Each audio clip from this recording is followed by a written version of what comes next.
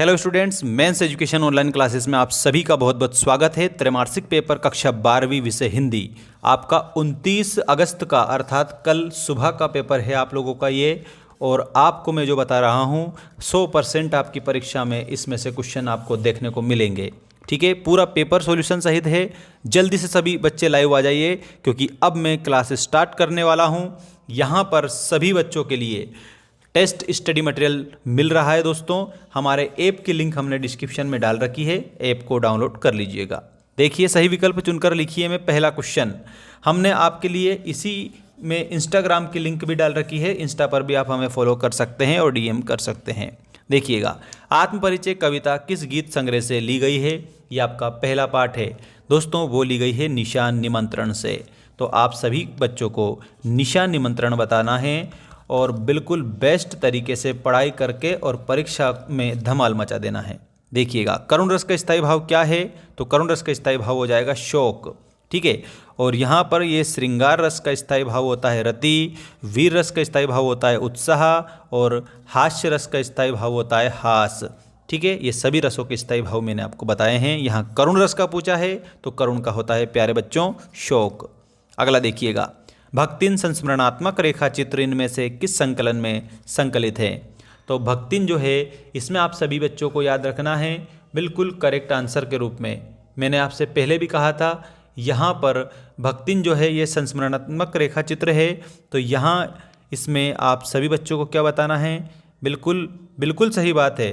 आप लोगों के लिए मैंने ये श्रृंखला की कड़ियाँ भी हटा देता हूँ, दीप शिखा भी हटा देता हूँ। दो ऑप्शन दे दिया है, अतीत के चलचित्र और स्मृति की रेखाएं। इन दोनों में से एक है और जल्दी से आप लोग कमेंट करके आंसर बताएंगे। जिसको मैं हार्ट दूंगा उसका आंसर सही है, ध्यान रख लेना।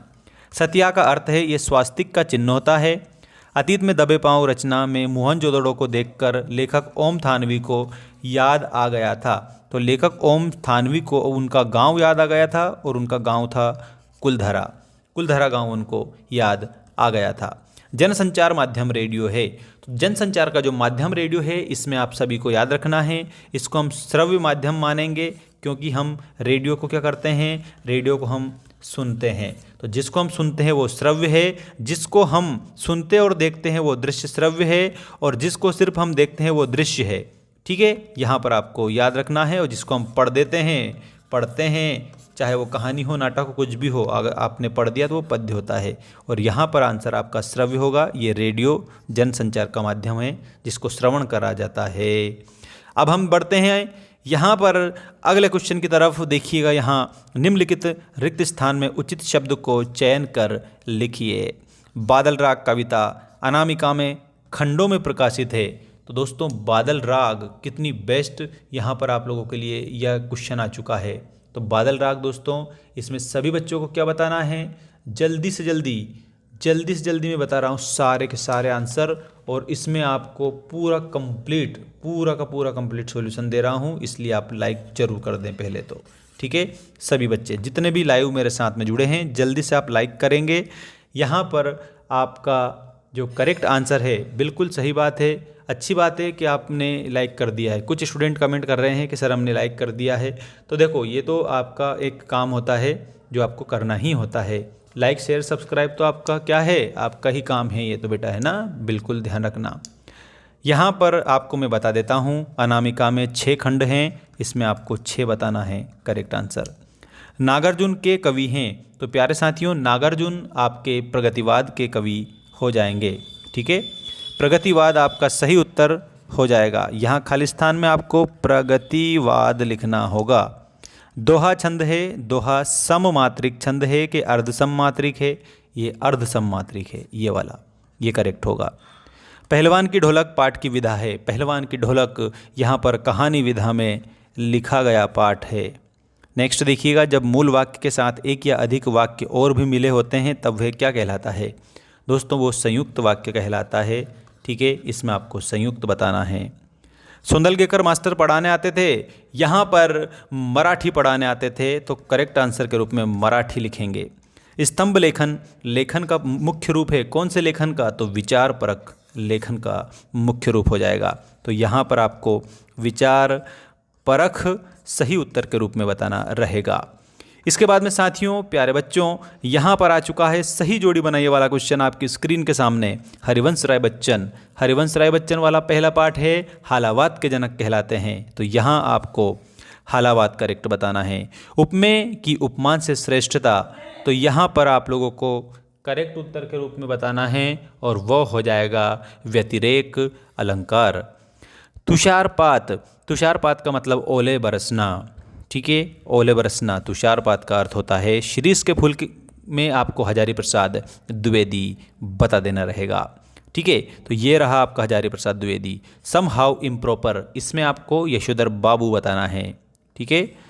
इसके बाद में रेडियो नाटक की अवधि 30 से लेकर के 60 मिनट, 10 मिनट से 20 मिनट कितना होता है। तो यहाँ पर आपको रेडियो नाटक जो है वो कंप्लीट आंसर के रूप में याद रखना है और वो हो जाएगा दोस्तों, बिल्कुल सही बात है, 30 मिनट से 60 मिनट, ठीक, ये रेडियो नाटक की अवधि होती है। अब हम बता रहे हैं आप लोगों को एक शब्द एक वाक्य में उत्तर लिखिए वाला पूरे क्वेश्चन के संपूर्ण सॉल्यूशन।